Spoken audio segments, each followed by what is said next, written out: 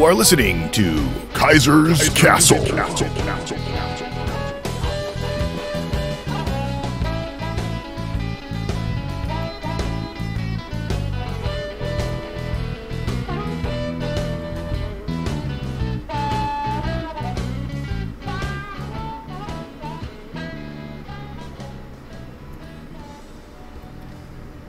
Hey folks, welcome to Kaisers Kastle. Take a seat on my big orange couch. We're going to have a conversation with one of my mentors today.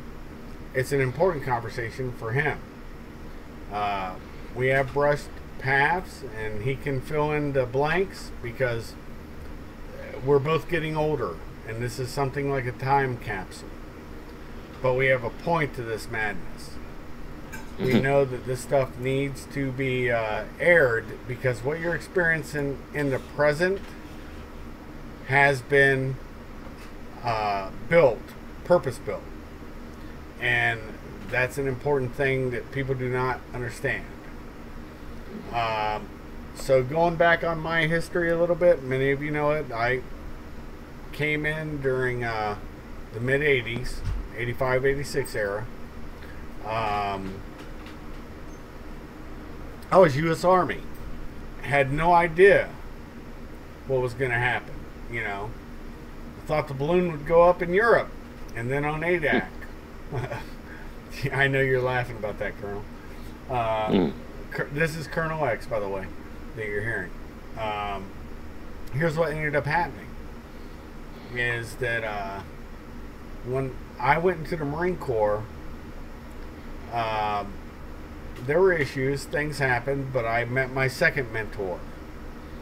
And actually my third, because my first one was in high school, then in the Army, and then in the Marine Corps. So this is my third mentor. And he gave me the most valuable information. And that's why this is important for you guys to listen to.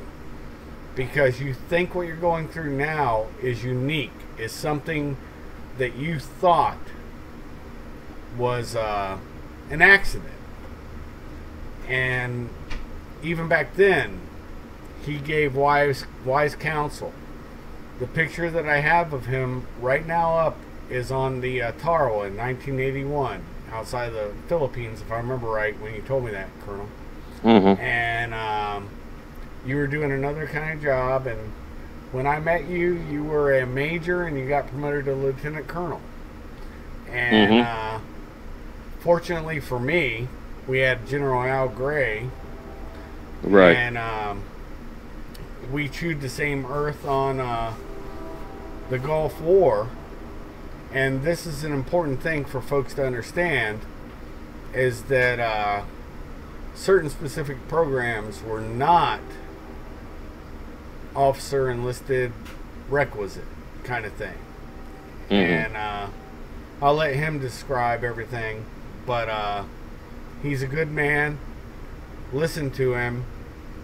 Col X, many people know him, but nobody really knows him, and even I don't. But I do know him on a deeper level that nobody else does. So, Colonel, this is your day. You talk about whatever you want, brother. Well, I appreciate what you said there, Chef. I really do. I've worked with a lot of people, officer and enlisted. I was an enlisted man for about a year and a half before I went into the commissioning program. Yep. So, like I used to tell Colonel Grandy, you know, I was a corporal before I was a captain.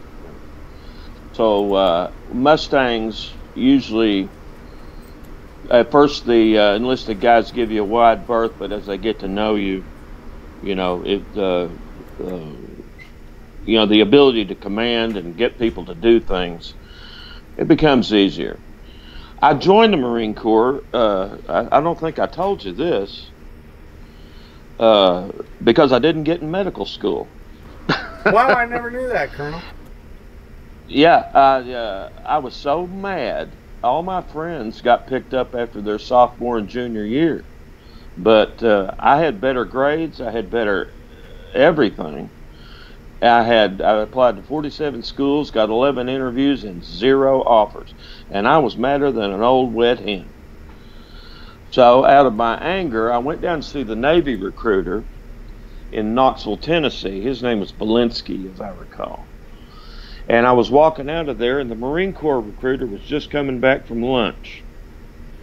And he said, "Oh, you talked to Belinsky in there?" I said, "Yes, sir." You know, as a gunnery sergeant, I didn't know an officer from, you know, an enlisted guy back then. And he said, "Well, why don't you come on in here and talk to me for a second?" That's all he said. "Come in and talk to me for a second." An hour later, he had me signed up. So, you want to hear a funny? You want to hear a funny thing that I can add to that? What's that? When I left the Army, I was going back to Europe. I wanted to marry the woman that I'd met in Europe, and that was bait. Anyways, not getting into names. Anyways, waited for me for a year, and when I left Adak, Alaska, I went in to enlist in the Army, and I had a green ID, and for some reason they were like, "Well, you're a reservist, a guardsman or whatever," because of that program. And the interesting part was they put me down as a fraudulent enlistment, and yeah, no, this is for real. And then a guy I served with in Adak happened to be the chief of the Marine Corps MEPS area. He was a staff sergeant, and he looked at me and said, "Show up," and I'm like, "Hey, how's it going, man?" And then next thing you know, he's like, "Why are you looking so glum?" I said, "Well, this is what's going on." They fired the guy that tried to recruit me, and then the next thing that happened was everybody didn't want to touch me. And yeah, in the Army.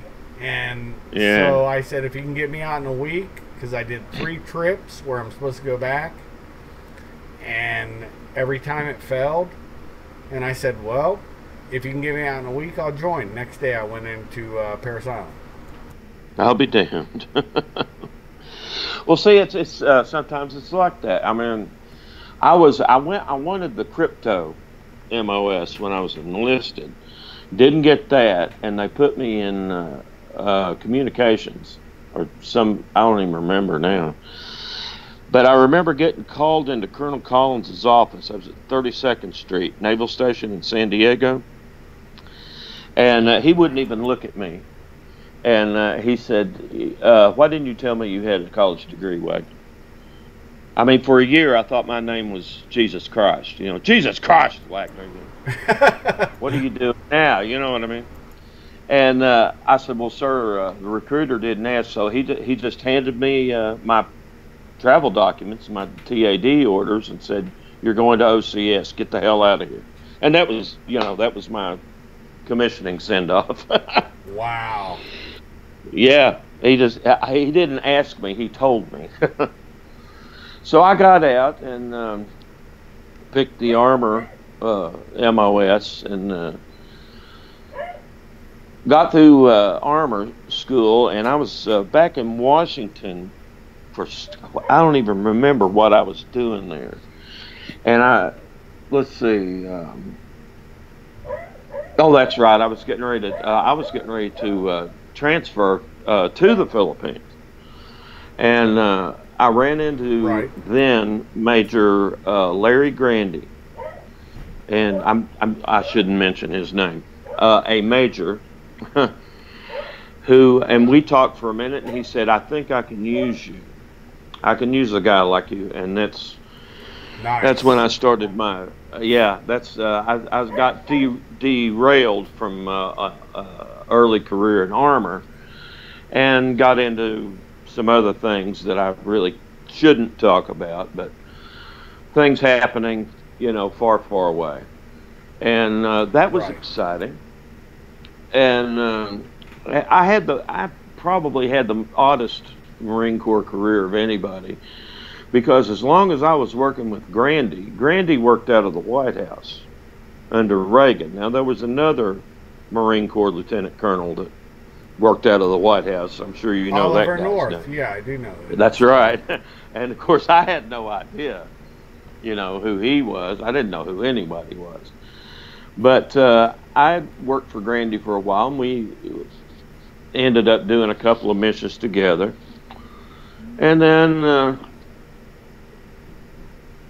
I got involved with the ISR stuff and electronic warfare, and they ended up sending me back to school to get an electrical engineering degree, which was okay because I already had enough credits. I could knock out an EE degree in 4 semesters, just taking just taking professional classes. I didn't have to take chemistry and all that crap because I already had it. I already had 4 semesters of calculus. I didn't even have to take that. But they sent me to Cal Poly in San Onofre, and that was weird because they had like 10-year-old kids in the math PhD program. Yep. And I felt like, what the hell am I doing here? Jesus, But got out of that, rewrote the Marine Corps EW program with Bobby X, sorry, and Kevin X. They know who they are. And that's when I did my disassociated tour in North Africa and the Middle East with another government agency I really shouldn't name. I'm sounding really vague. No, you're not. I know what's up. And I apologize for that. But the people out there that know, they know. And that was interesting. Got to meet a lot of people. Got to live out in the desert. Got to live in the city, and got to interview a lot of people very aggressively. And I learned a lot about how the world really works from that tour. And after that, I called in a few favors. Got the War College, then Command Staff School. And ended up as XO of the 31st Mao when Panama went down, which I'm sure you remember. Yes, I do. Panama. At that point, I was having some issues, and I won't shy away from that. I was having a drinking problem. My wife knew it. My kids knew it, and my CEO said, "Look, I want you to take a year off in the reserves, and then a year from now I want you to call me at home." Well, I did. I went out, I got help, I quit. At least mitigated my drinking quite a bit. Eventually quit for a long while, about 12 years. And then I got recalled when Desert Shield went up. I was a major at the time, and I was attached to General Campbell's command on the Blue Ridge. That's a communications ship. Actually, what it is a ship that communicates with all we call them imaging assets, spy satellite. Right. And then Colonel Anderson got killed. He had elements of the 4th Armored Battalion. I had an 1802, 1803 MOS, and guess who shows up on the Blue Ridge but none other than Larry Grandy, Colonel, and by now he's a full bird colonel. And he called me into a conference room and he handed me my orders and he said, "You're taking command of the 4th Army." Yep. I almost fainted. And I had been doing presentations and stuff. I guess they were videotaping because you said you saw a couple of them. Yes, I did. On one was on logistics, one was on command communications and command and control. And real exciting topics, I'm sure, for some people. Just as exciting as watching paint dry, but important for the war effort. Well, you know what they say: the amateurs study tactics, the pros study logistics. That's exactly right. That's exactly right. That's what destroyed the Germans in Russia, and we all know how that ended up. So I didn't change anything Anderson had on the table. We just went in after step off. We were on the second wave. Got into a small gunfight outside of Wadi al-Aki. You can read about it on the 4th Armored's webpage. Yep. But we destroyed, I think it was 36 or 37 out of 43 tanks in about 5 minutes. Yep. I'd say that's some pretty good shooting. and rolled into Kuwait City, and they put us in a strip mall somewhere across from the university. What in the world is that? That's me not turning on my phone like I'm doing right now. That's what that is. It's always something. It's always something, and I like to do it live on both feet. So Yeah. it's always something, and it was me not turning on my cell phone, and I like to do it live on both feet. But that's my fault. So okay. Yeah. So anyway, during this whole process, I took one in the side of my chest, actually my right boob. I caught a round, and I got there was some kind of mortar or missile attack. You said it. What did you say it was? A frog missile? Something like that. Yeah, with where there's some controversy about that. Yeah, it was a frog. Just before we parked. Yeah. Yeah, and I got some shrapnel in my left leg. So I'd already been wounded once, and the guys were laughing, calling me the bullet magnet. And after that, we rolled back to the States. And I think my last trip, my last posting was in Bosnia before all the, well, it was Yugoslavia, almost Yugoslavia. It was getting ready to break up. And I remember we had a British general, CO. He wrote a book later, Rupert Smith. Yep. I was his intel officer. And I said, this is getting ready to break. And he said, well, you're not kidding, mate. And he said, I'm out of here in another 3 months. And I said, I'm right behind you. And as soon as we left, that's when when the spaghetti hit the fan in Yugoslavia. And that sort of looked like a setup job to me. But, a lot of things look like a setup job that aren't, and some things aren't setup jobs that are. I mean, it just depends on your. The one thing I will say about Yugoslavia is that is the prime example of a wag the dog operation. Yeah. And honestly, everybody involved in that knew that, but we all went in with eyes wide open. We weren't doing it with eyes wide shut. And the difference is the level of how your eyes are open. I mean, when it finally did start breaking up, and General Clark, he bombed every bridge on the Danube River. I mean, he didn't have to do that. Right. Why did he do that? I mean, what's really going on here? And of course, I know from my work in ISR, intelligence, surveillance, reconnaissance, there are a lot of things, that you don't tell the general population, Right. Because they just don't need to know it. You've got work to do. You got a job to do. You got to do it. But that whole episode looked fishy to me. Well, it should because it was. It was fishy. The Iraq thing was fishy. I mean, the ambassador to Iraq tells Saddam Hussein, "Yeah, go ahead and invade Kuwait," and then he does it, and he gets his feet stepped on. I mean, well, that was April Gillespie, if my mind doesn't. Yeah, April Gillespie, yes, sir. And what I do remember about that is August 2nd. Before we were there, lock, stock, and barrel with First Mardiv, and I remember seeing you there in the port of Ras Al Jabal, but you had things you had to do, and you said,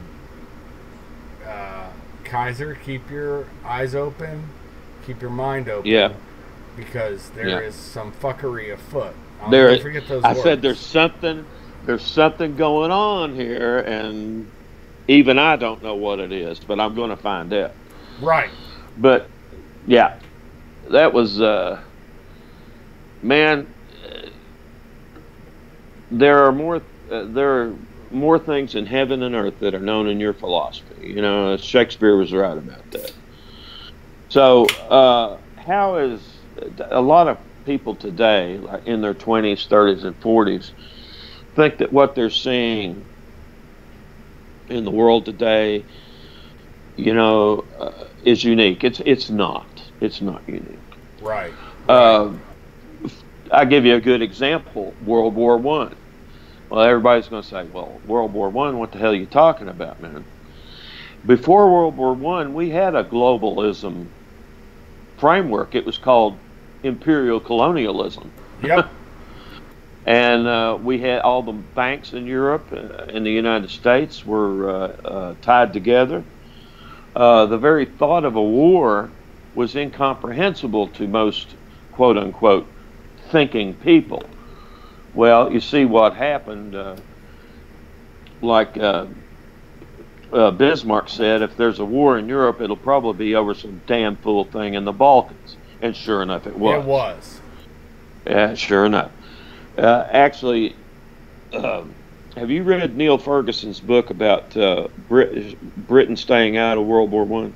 Neil Ferguson is Dr. Ferguson. Yeah, I know that. Yeah. I'm not mentioning your titles, but yeah. No, I don't want to Neil, get into yeah. Neil Ferguson is one of the most important yet shunned authors in our time.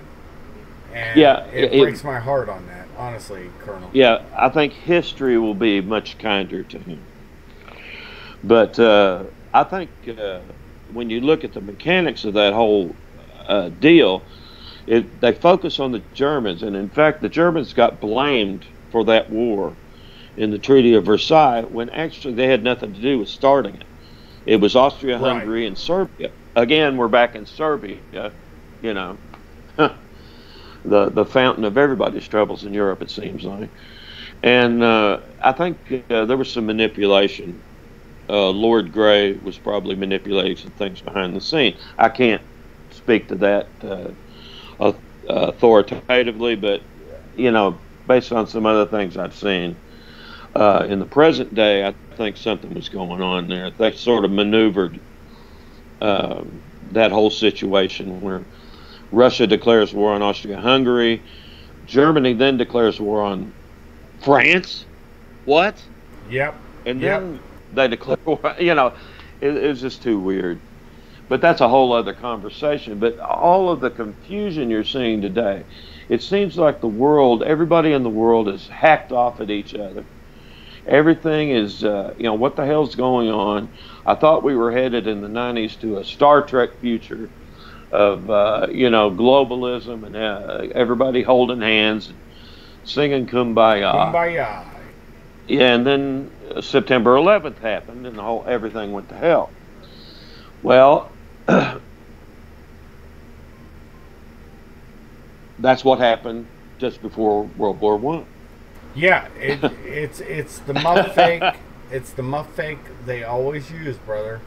And when you hear me talk to Colonel X, because using Star Trek terms, and I'm going to use the real terms too, he was my master, I was his Padawan, but real terms is he was my mentor, my third mentor, and I was his mentee.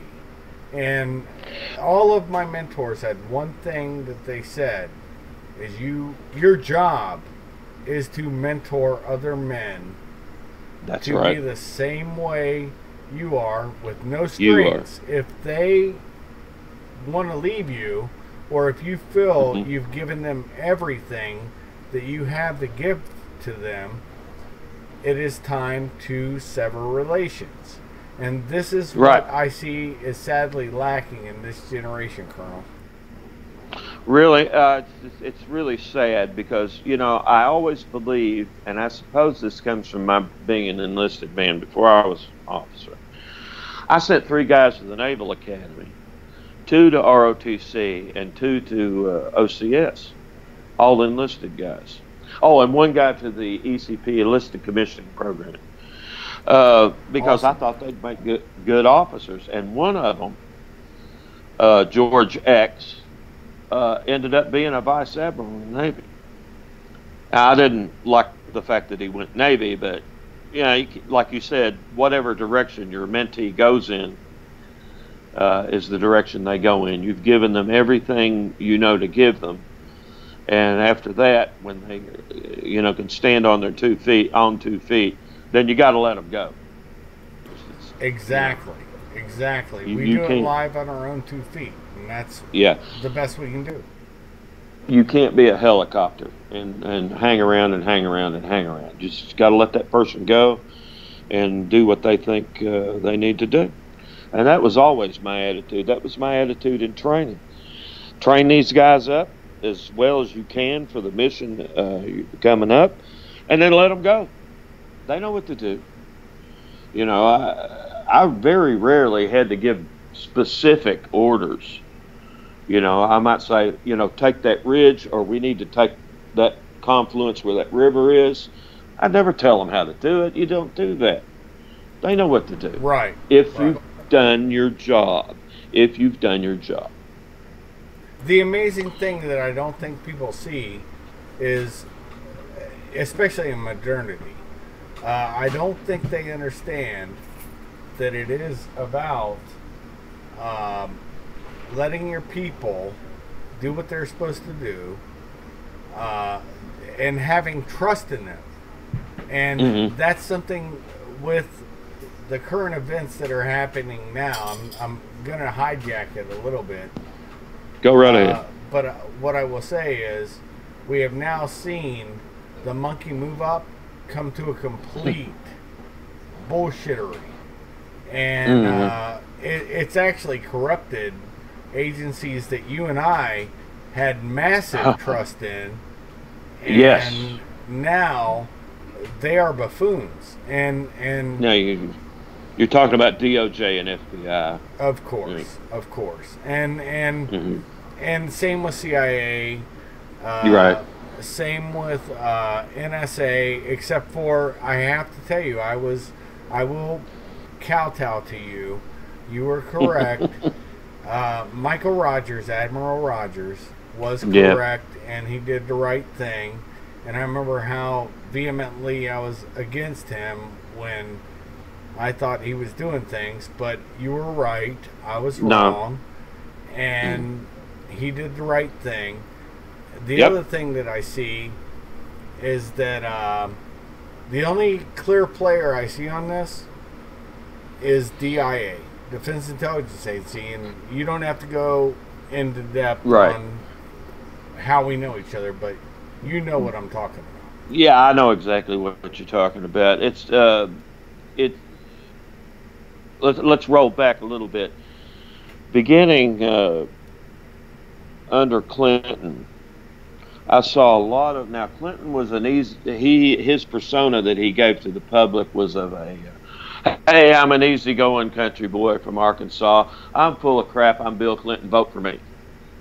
And everybody did. Yeah, he was like, hello, buddy. Yeah, everybody knows. And everybody fell for it. But internally, and I got this from some people I still knew, working at ONI, DIA, all the rest of the alphabet agencies we know and love. Right. That even though he didn't appear to be trying to practice a lot of what I'll call string pulling, a lot of micromanagement, which I abhor micromanagement.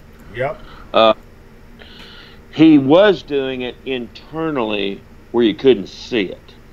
And I think that's where the corruption of our alphabet agency friends began. Yep. It might have gone back further, and the Republicans aren't totally innocent in this. I mean, when Bush 41 was president, look at the guy. He was the head of the CIA, ambassador to China. I mean, come on. and remember the pussification they tried to do to him, saying he was a meek and mild guy, yet he got shot down 3 times in the Pacific. If people want to look it up on YouTube, meek and mild people don't get shot down. Yeah, and survive. And it his survived. rescue on YouTube, you can find this, folks. I mean, yeah, it's true. that submarine picking him up. But I think maybe Bush, out of his own interest in agencies he used to head, might have started this. But Clinton definitely picked the ball up and started micromanaging everything the agencies were doing. And of course, Bush let things ride. He brought in some decent people. He brought in some indecent people. He was a typical president, some good, some bad. Right. And then our friend Obama came in. And I know that he is an important person to a lot of people for different reasons. I'm not trying to step on anybody's toes. But the micromanagement of the different agencies by what I call outliers, like Valerie Jarrett, Susan Rice, people like that who really didn't have any experience with these kinds of things. Covert operations, covert planning, intelligence operations. It was just ridiculous. And the amount of micromanagement coming out of the White House was just insane. Well, he allowed Jamie Gorelick, people forget, she erected the Gorelick Wall, which caused 9/11, right. And he allowed her to take control of reestablishing a Gorelick Wall again. And you can see the fuckery that was afoot on that. Well, the whole thing about the professional left is divide and conquer, Yep. And over-regulate the hell out of everything. And so we have the different controversies coming from the Obama administration. Now, we've got our friend Donald Trump in. Now, I'll tell you right now, I didn't vote for the guy. Of course, I didn't vote for the nanny goat either. I know you didn't. And I'll tell you, like our friend Robert Young Pelton says, he is definitely stressing the system, shall we say. Yes, he is. He is putting the boot on their ass to make them reveal their fuckery that has been afoot. I have a saying that I've used for a long time, and I heard it from a very wise man, and I think you know that man, where I am one of the three ringmasters of the shit show. Yeah. And what I've said on my podcast is that Trump, all he's done is lifted the flap on that tent instead of charging you admission and seeing what goes on inside that tent. He's letting you see the fuckery that's afoot. And that's my opinion, and I'll let you go. Well, and I read the guy's first book. I don't care for him. But as long as he pokes his thumb in the eye of the professional left, I'm happy. Yep. Let's just put it that way. And remember when I used to talk about the use of chaos on the battlefield. Yep. Chaos is a legitimate tactic. It's used in the courtroom. If you remember Casey Anthony, how did she get off? Well, she got off because her lawyer bedazzled and confused the jury so badly, they, for all practical purposes, didn't know what they were voting on. Yeah, they didn't know what the fuck they were talking about. You're right. Right. She killed that baby. It might have been an accident, I don't know, but she definitely did it. You could tell by her behavior and the testimony of the other people, the cops that found the child. But her lawyer did a masterful job of confusing the piss out of everybody. That's a legitimate tactic. It's used in business. Ever heard of Steve Jobs? He used chaos all the time. Of course. Now we have a question from Recovering Libertarian. How do you not vote for Trump? I'm watching it, and I'll let you explain, but I did vote for him. You did not, but there's a brotherhood. So yeah, I voted for Gary Johnson because he was a libertarian, even though I voted for him in the previous election. I really felt like this election I didn't have anybody to vote for. Right. And that's Right. I will say, I will admit my personal animosity, bias toward Trump. I don't think Yep. he's a Yep. you know, and that's how I made my decision, good or bad. That's so I ended up voting for Johnson. But Trump, I think, gives the appearance of not knowing what he's doing to some people, because they're used to this thorough, plodding, planned out, slow moving, typical approach that people in the professional left use. And by using this approach, they could say, well, we're the smart ones because we have a plan. We have a strategy for everything. We've got it all planned out. These things are very complex. These problems are very complex, and we have to plan and think and move slowly. You know who that sounds like to me? You may remember a guy in the 70s and 80s. He was on some kind of bogus Soviet Canadian think tank. His name was Georgy Arbatov. Yep. Bald head, big glasses. Yep. Remember? Yep. That sounds exactly like him. And this is the kind of stuff you used to hear out of Obama all the time. Well, these problems are so complex, and we have to be methodical and move slowly and make sure we know what we're doing. No, not always. Sometimes you just have to cut the Gordian knot and go. Yes, exactly. And that's something. Look, there's a brother of mine that I will give all good credit to. I'm just going to use initials. His name is SM. And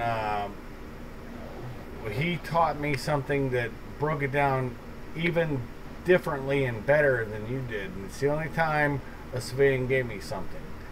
And it was, come shit or bleed, I will do the right thing. And you always taught everybody I think you mentored that same thing. Right. And your wording was, do not sacrifice your honor. You're gonna have to make movements, but you don't sacrifice your honor, your dignity, or your integrity. And that's something I think the federal government has lost. Yeah. Do something. But don't sit there and let the problem swamp you and overwhelm you. You know, there's always, if you've got time to analyze, fine. But especially at the pace of military operations, you don't always have all the facts. And I'm sure that's I've known people in State Department, DOJ, CIA, and it changes under every president a little bit. But under Obama, everything was like, it had to be methodical, had to go by this template, you've got to follow these rules, and nothing else is acceptable. Americans don't like that stuff. It became weaponized. That was the problem. He weaponized the IRS first. Exactly. Then he under went law. Yep. And she needs to go to prison. He weaponized state with Hillary. And you know who I knew back in the day that I said, wave off this job, you don't have the skill set. And I got offered the job first. And I was like, I'm not taking it, because everybody knew what Christopher Stevens was. Right. And not getting deep into it, I don't need to. The facts are out there. People actually look at it. And do you notice the rehabilitation for him? That's an interesting thing. I'm gonna let you talk for about 2 minutes or 3 minutes, and I want to hear your comments on that. Well, Chris Stevens had a very specific and a very difficult job in North Africa, Mideast. We used to call it MENA, MENA, like the airport.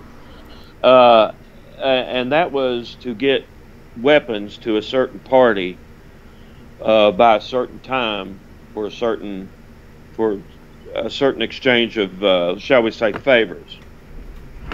And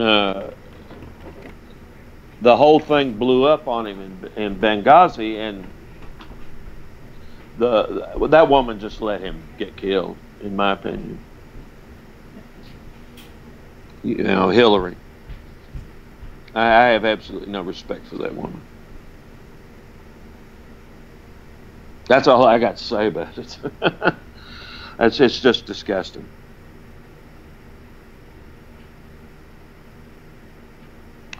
So, you know, it's always difficult to work in that area, especially when you're working in a country that's falling apart.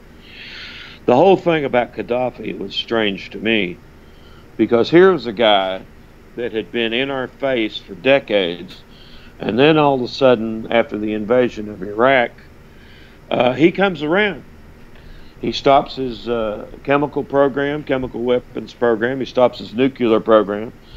He starts pouring money into internal infrastructure in Libya. The the gigantic canal system he set up outside of Tripoli.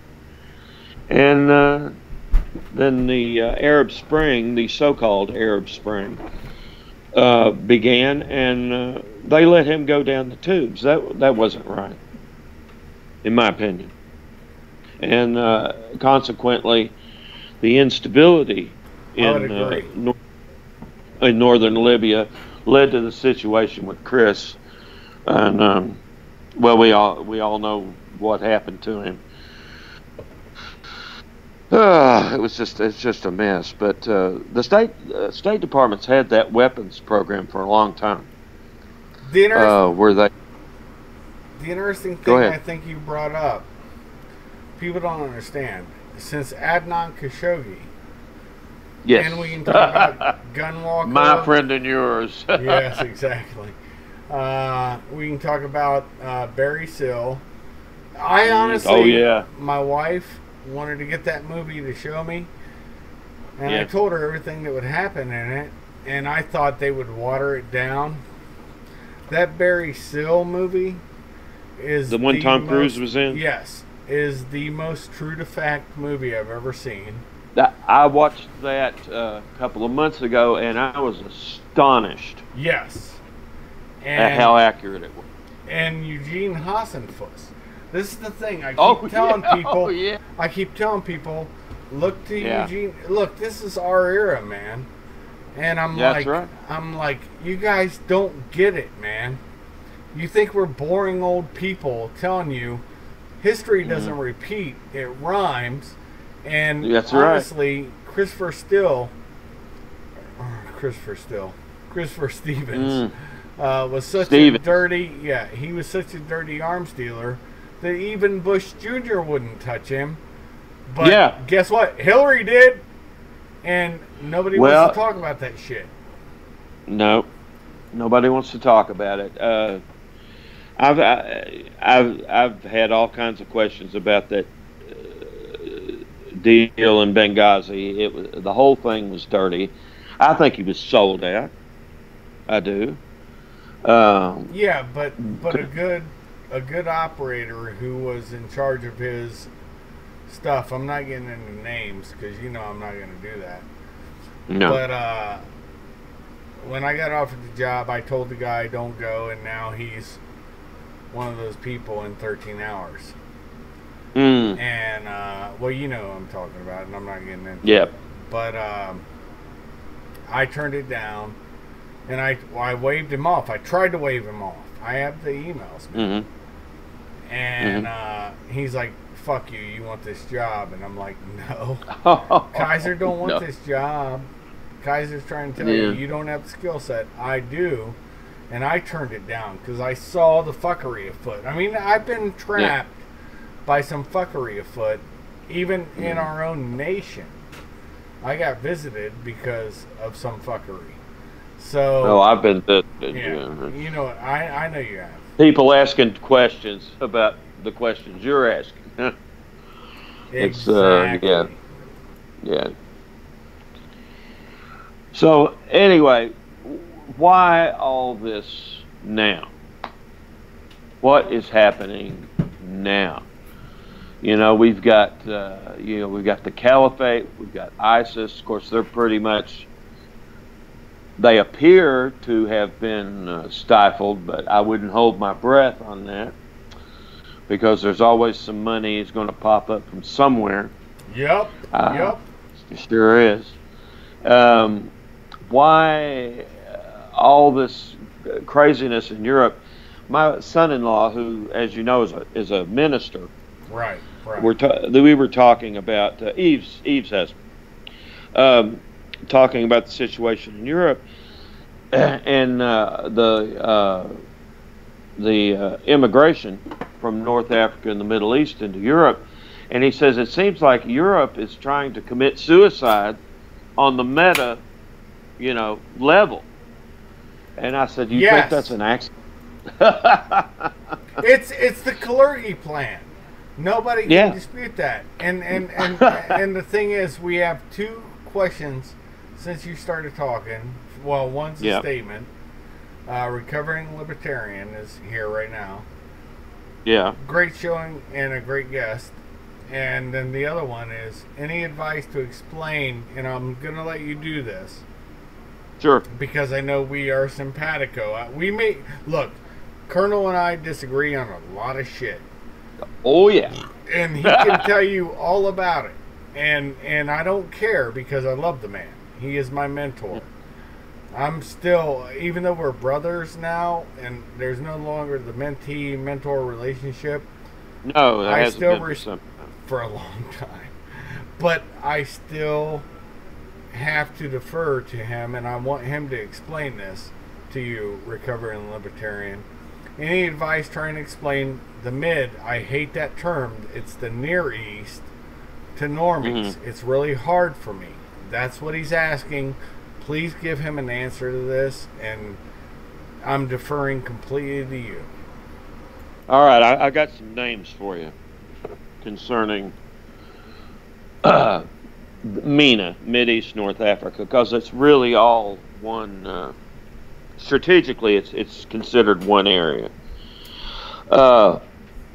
You want to Google Lord Balfour and the Balfour Declaration.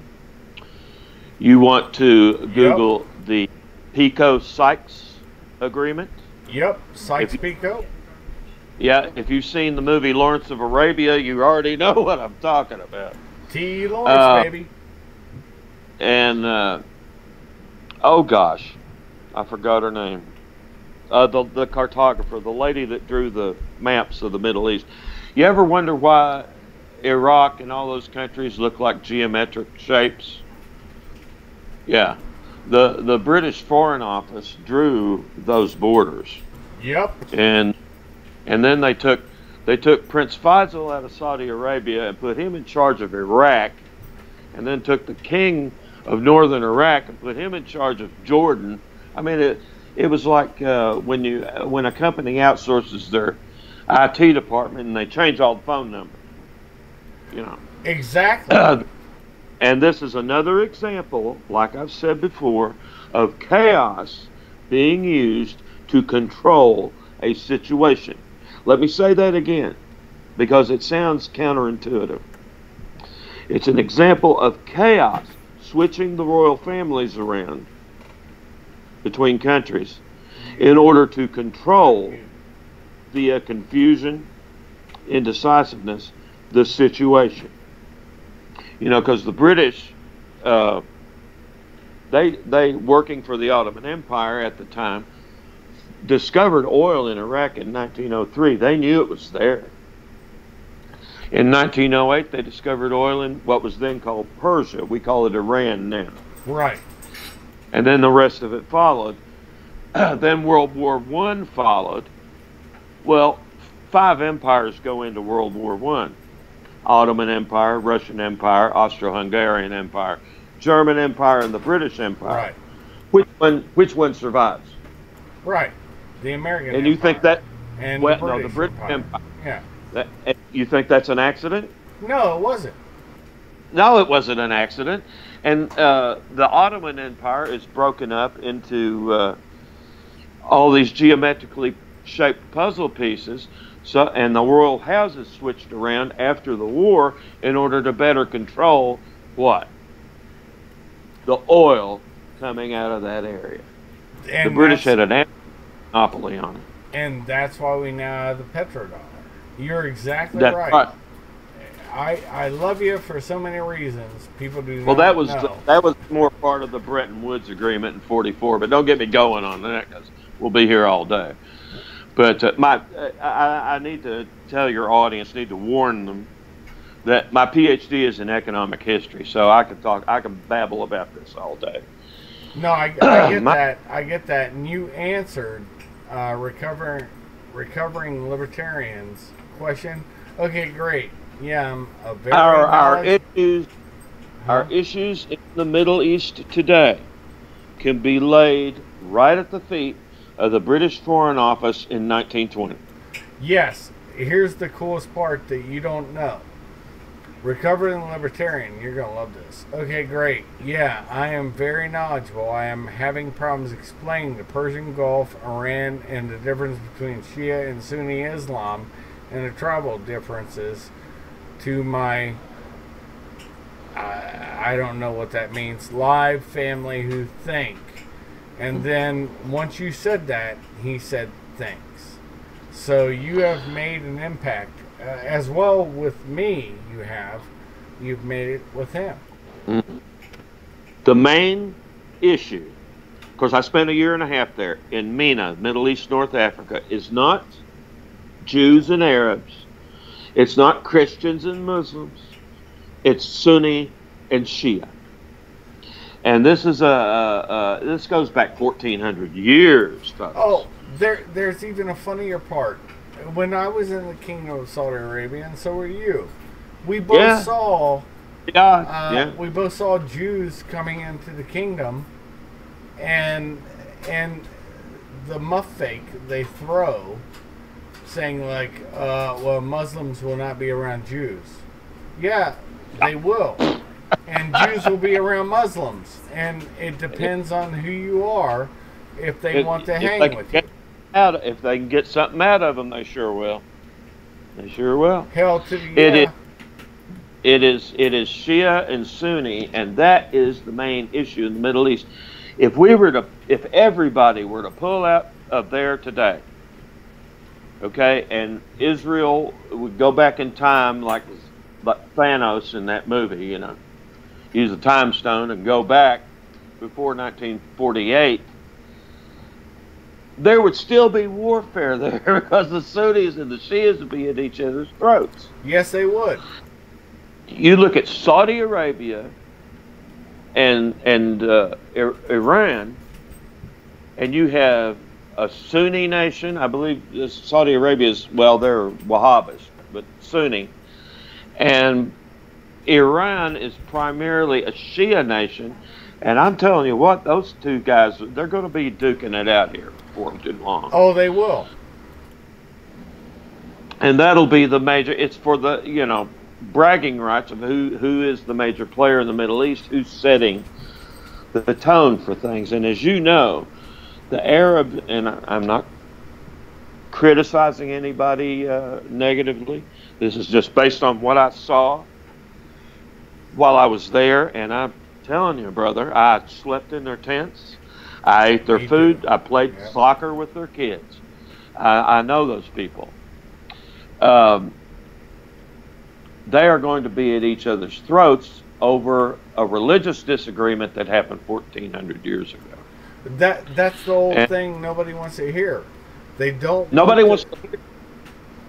They don't want to think that this is something that can't be resolved until they resolve it, and yet they want to bring them into our Western nations and think it's all going to be all good because we have magic soil.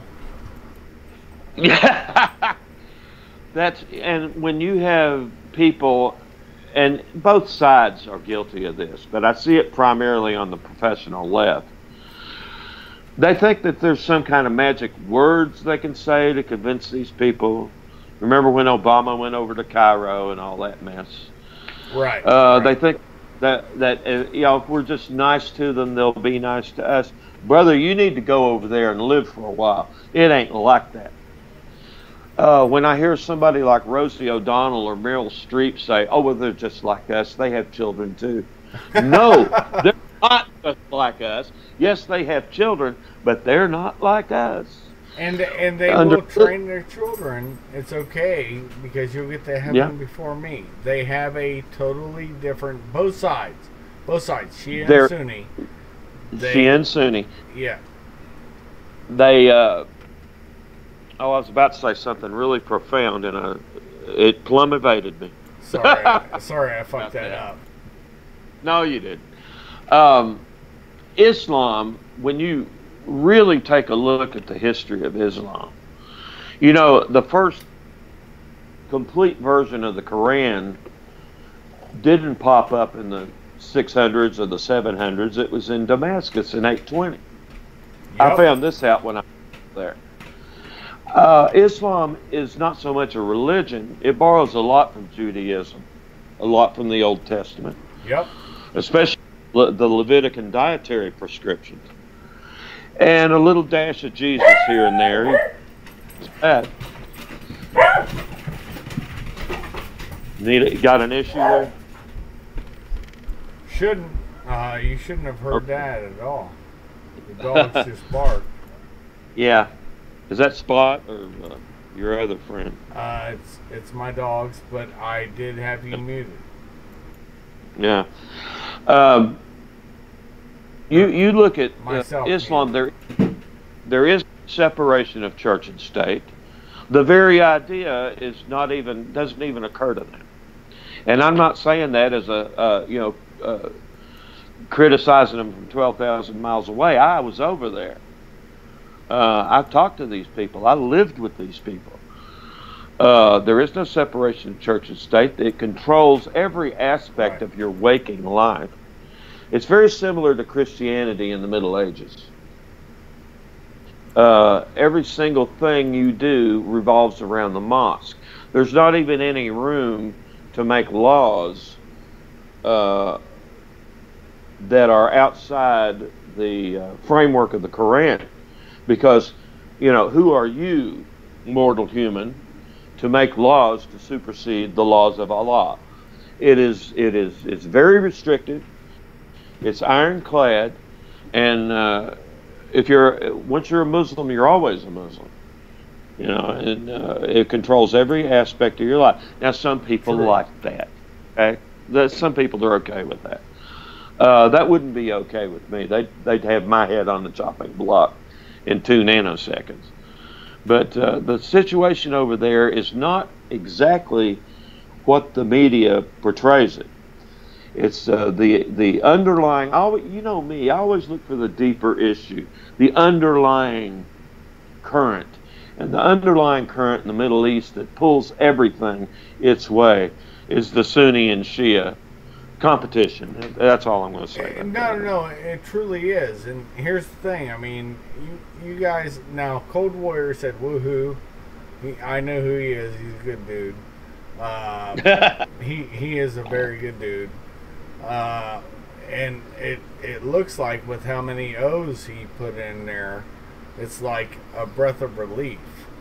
And he is a cold warrior. He's a good man. Good. Good. So he gets this.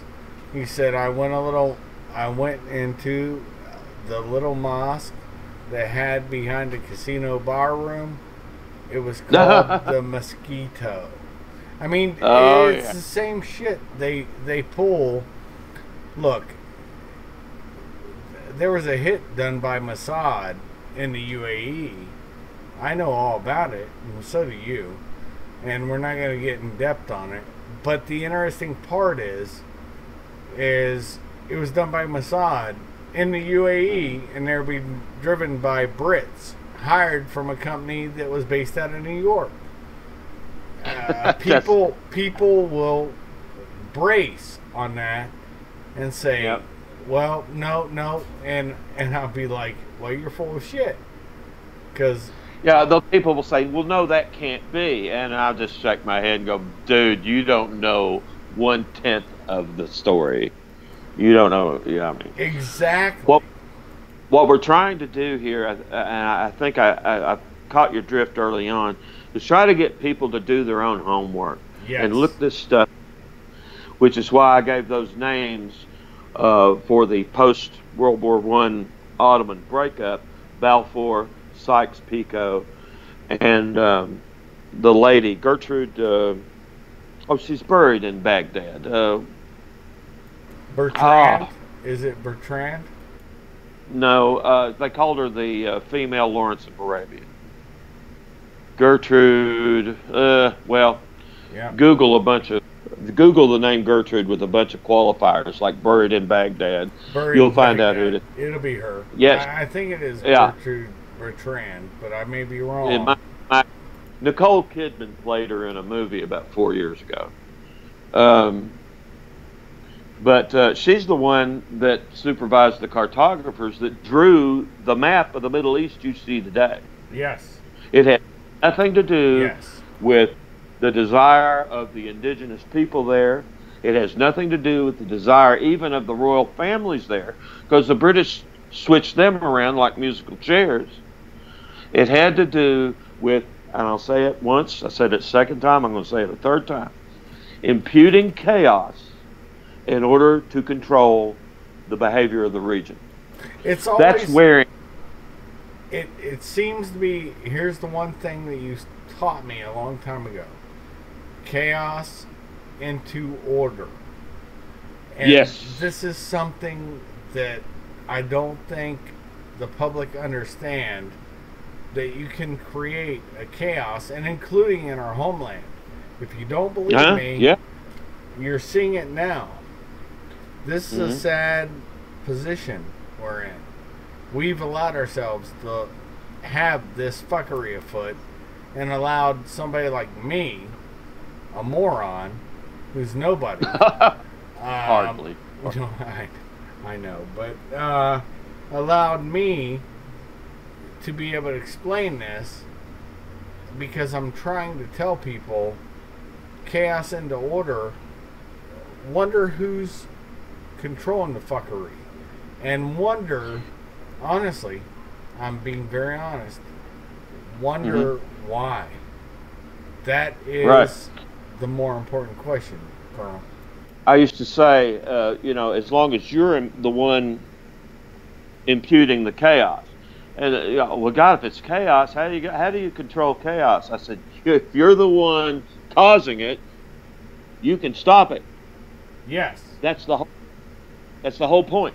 Yes. You start, chaos ensues, then you appear and say, "Oh, I have a solution." It's also called the Hegelian dialectic. Yes, it is. Thesis, antithesis, synthesis. I'm getting too academic, I think. Like I told you all those years ago, order out of chaos. Exactly. That's the whole. That's how you control people that live in the desert and try to grow olives and raise goats. That's how you control them. It's chaos. You did teach me that, and the thing, it took me a long time to rev up on it. I thought I was making a difference. Recovering libertarian, bolt guns, and two. He said hello all. So hello bolt gun. Recovering libertarian, that makes sense. A lot the chaos into order. I have a minor in the Ottoman Empire and Orientalism. And the order out of chaos theory makes a lot of sense now. Well, I'm glad we tried to help you make sense out of it.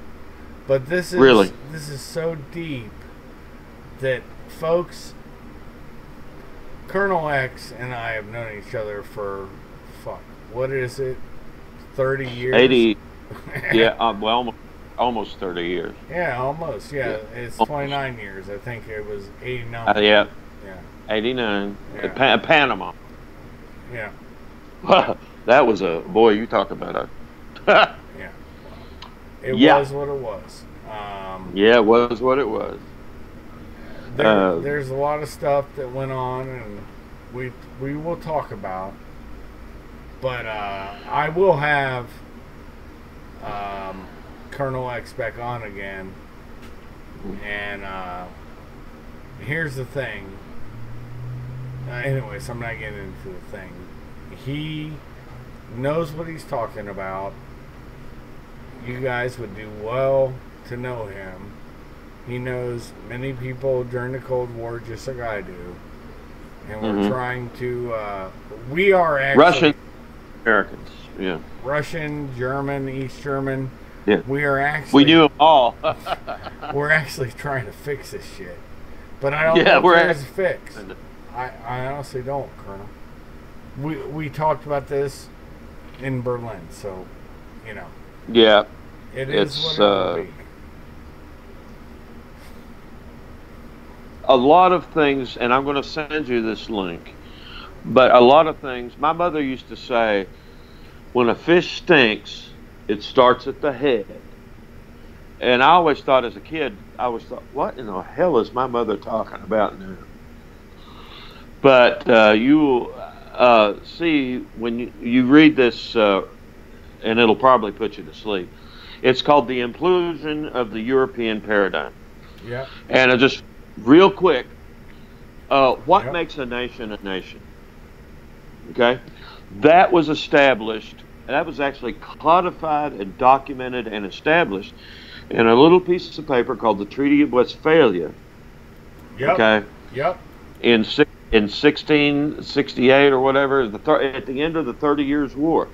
Now, from that document, it mainly had to do with non-interference with other countries, and the religion of a country is the religion of the sovereign, you know, whatever. But it also included things like how to establish international relations between nations and stuff. This, at the time, Europe was busy conquering the world, basically. North America, South America, on into Asia, Oceania, Southeast Asia, etc., etc. And these concepts, Westphalian concepts, were spread all around the world. They actually had nothing to do with the indigenous people of, say, Africa. You ought to look at a map of Africa before the white people came there. It doesn't look anything like it does today. You're exactly right. Yeah, but these concepts were forced upon these people because they were colonized by the British, the Spanish, the Portuguese. I think Germany had a couple of colonies in Africa. The Dutch, and ever since these countries, I'm jumping forward like 300 years now, these countries started to be liberated in the late 50s, 60s, all the way through 83. I think Gambia was the last one, or one of those inland African countries, to be liberated from Portugal. But now, these guys that took over their own country, they don't operate within the Westphalian paradigm. Right. Okay? And it's been breaking apart ever since that period. And when ISIS rose up, and people were asking me, well, where the hell did these guys come from? Well, I told them. I said they're Al-Qaeda in Iraq, and they're trying to establish. Yeah, they're trying to establish an entity that is not Westphalian based. A caliphate is like an empire. An empire is what? A nation of nations, or an establishment that has multiple different kinds of cultures, societies, within an overarching control structure. I'm getting a little academic again. It's okay. It's okay. But that's what ISIS was trying to establish, was a caliphate which doesn't depend on national borders. Now ISIS has been mitigated, but you wait. Some Saudi money's going to show up, or from somewhere, I don't want to say, and they'll pop up again. Maybe not in Iraq, maybe not in Syria. They might pop up in Saudi Arabia. They might pop up in Iran. Well, we we already saw it pop up in Vegas, and I'm not getting into that. But well, you, that's you and a I whole both know that fuckery that was afoot. So that whole, and now they're admitting 3 quote unquote, just like Michelle's a female. Females were in the shooter's apartment. So look forward to seeing that one. Yeah, I don't think they were there to have fun, but who knows? So anyway, it is a confusing world, but it's due to the breakdown of this Westphalian paradigm, or I call it the European paradigm, of what makes a nation, that's basically been in effect since 1660. And it's breaking down, Chef. It's breaking down. People, indigenous people all over the world, they want their own gig, man. They want their own country. They want to hang with their own people. And countries like, you look at Nigeria, you've got over, 30 different tribal affiliations in Nigeria? I mean, it's crazy. And then you go in sub-Saharan Africa, and you've got all the Bantu populations in sub-Saharan Africa that want to be together. Well, that would encompass like 10 countries. You know, it's starting to break down, and my paper that I wrote, I'll send you that link, goes into what might happen if this goes to its ridiculous conclusion. So. Well, here's my thought process. It's go right ahead to the ridiculous conclusion. Cooler has already gone to its ridiculous conclusion. I would agree with that. Yeah. My thought process is very simple, very easy. Mm-hmm. It basically boils down to, who are you? What are you trying to do? And honestly, I think the Americans and everybody else are too asleep. I mean, we're fat, dumb, and happy. Yes, exactly. We want to get our cummies on, and we want to eat steak and brisket forever. And did you get that brisket? Oh, by the way, I did. Oh yeah. Oh, good. There'll be a picture of it. But it just blows me away how little people think about themselves. And this is an issue. Oh, shoot. Everything I just said did not get captured. Now, what I was trying to say was... was you were saying. Yeah, I was. Here's the problem. What you were saying is exactly correct. Everybody wants to get their cummies on and eat their steak and brisket. This is a problem. We need to become the men. And here's the thing, and me and you may not agree on everything, but I guarantee you will on this. We need to mentor young men, just like my son. My son doesn't have to agree with me on shit, and I don't want him to. I want him to learn. But it was the same stuff you said to me. And my mentees, I say the same fucking thing. Don't agree with me, but you do what you need to do and find truth. And that's that. Do your homework. Yes. Don't take what anybody... this is the professional left drives me crazy with this. You'll see something on MSNBC like in the morning at 8 o'clock a.m., 0800, and by noon, they're all saying the same damn thing. It doesn't matter what it is. And it's just, it's maddening. It's are you trying to tell me somebody's not giving these people a memo? You're never going to convince me of that. It's too, So, anyway, that's... You're absolutely correct. There is a memo going out. There is a memo coming from somewhere. I'm not saying it's the DNC. Excuse me. But, you know, anything's possible. I'm not saying it's coming from George Soros. Excuse me. Or the Tides Foundation. Excuse me. Is it hot in here? It is hot. It's humid. Yeah. And there's, What?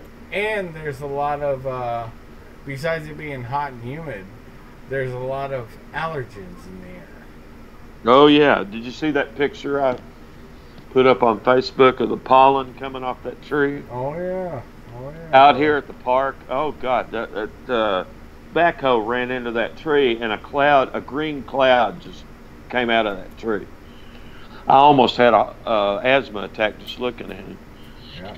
Anyway, the reason you're this is my theory, though. The reason you're seeing all of this craziness in the world, and you know, you talk to people, and there seems to be a general feeling of dis-ease. You know, they're uncomfortable with how things are going.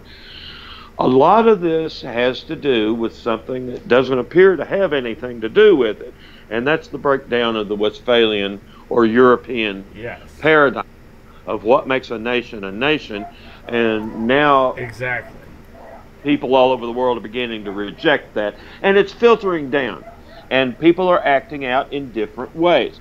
People don't even know that that's what's causing it. They don't care. They just know that they don't feel at ease about things. But at the larger, what my stepson, jeez, Keith ought to be throwing rocks at me about right now. My son-in-law says it's the meta problem. You know what I mean by the problem at the top? Of course, yeah. When a fish stinks, where does it start? It starts at the top. It starts at the head, and that's what my mother meant by that. Yes, it seems like these grand strategic visions of the breakdown of Westphalia, what's that got to do with the craziness going on in Venezuela? Oh, everything. Yep. and here's another thing. I am so sick and tired of hearing people apologize for the FBI line agents. I'm being very honest.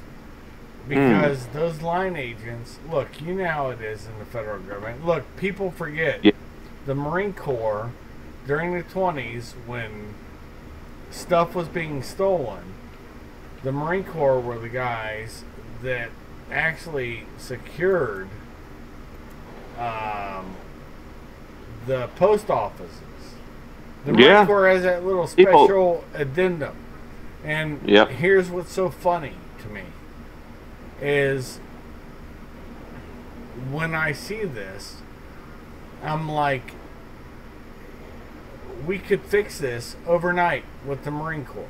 And there have been reports where Marines have landed at Langley and this, that, and the other. And I do believe this. I do believe that Horowitz is doing his job. I have no faith in most federal agencies, but I do in the IG. Oh, yes. And Horowitz, as much as people will talk shit about him, because he's a Jew, whatever, he is an honest broker in this, and all he wants to do is get to the truth. The problem comes when it goes through Congress and gets disseminated to us. That's the problem, is Congress. Well, you know, you get the government you deserve. And like I said, we're fat, dumb, and happy. We don't care until we do care. And hopefully it won't be too late to do anything to turn this around. We tried.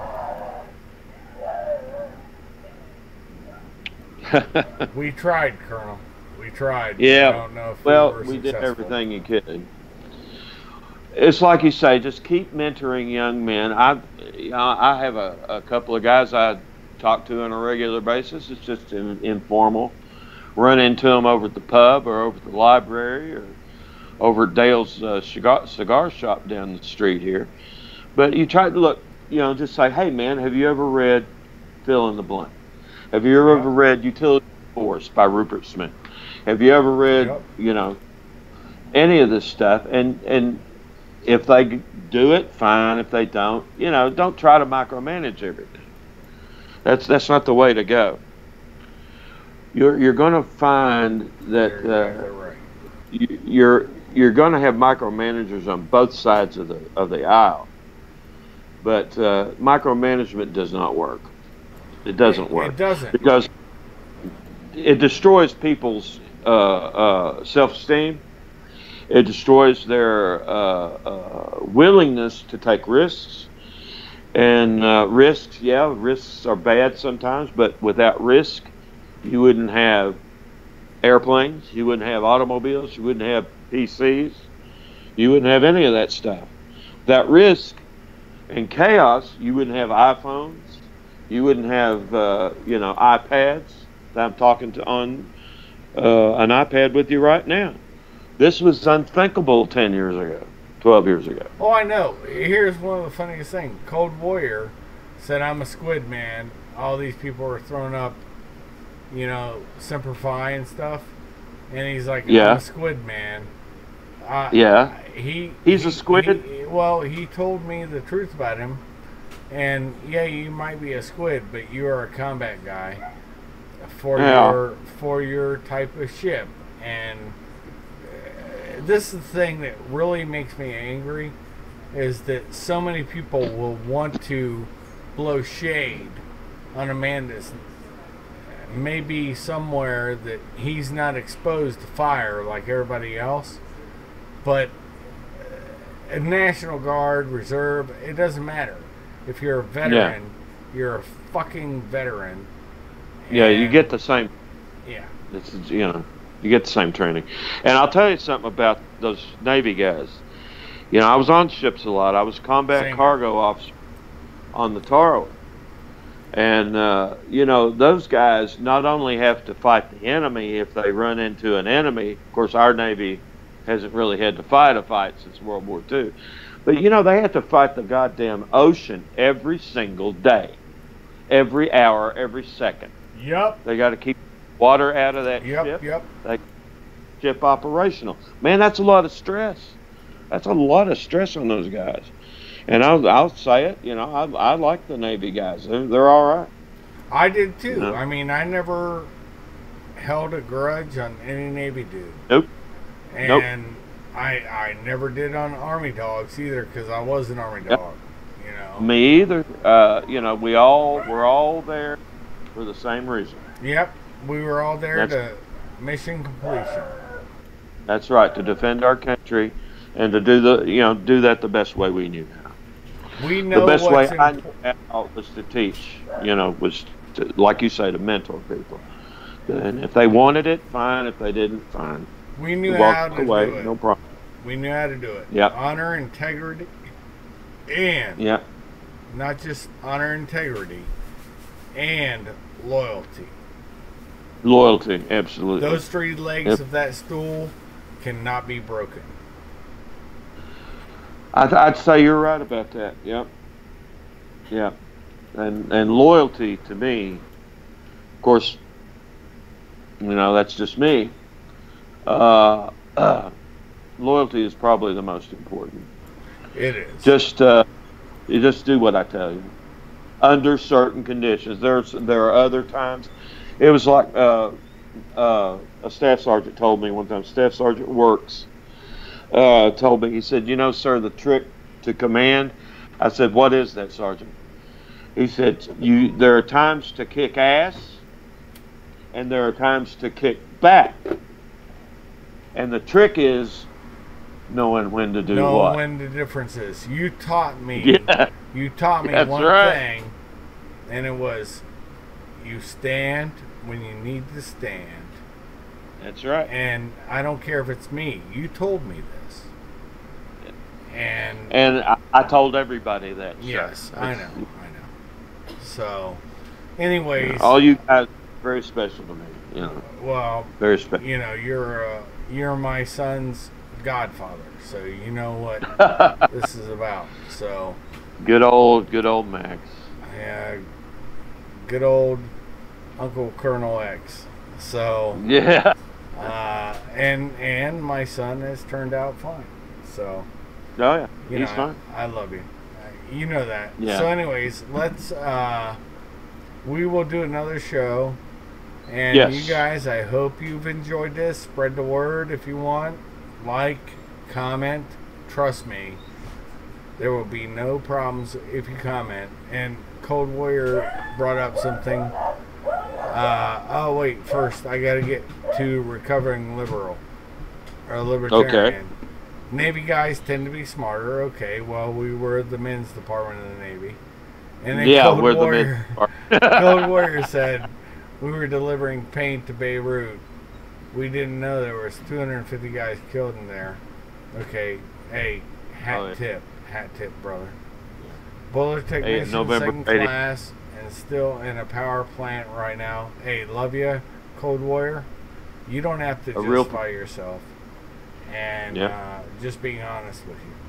So, nobody, look, if you're on my thing and you're on my chat, if you're a veteran, you do not have to justify yourself. That's right. I never want that to be a thing. Not You're on already my page.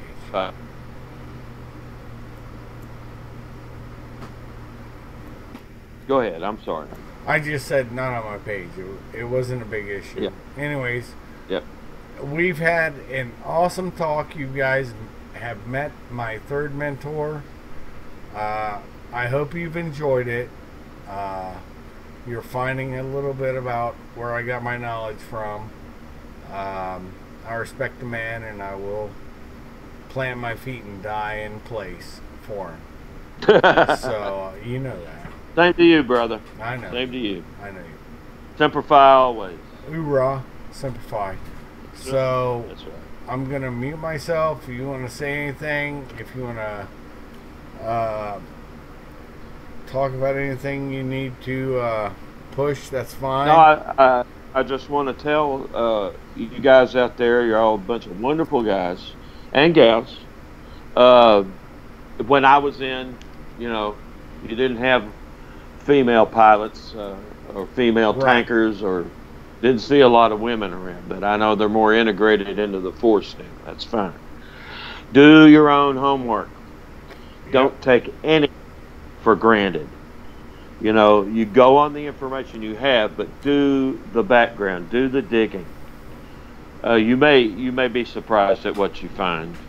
Oh, they definitely You may be will. shocked. You may be shocked at what They will be shocked, actually, because we both know what we're talking about. So, we love you guys. I'm going to stop this stream.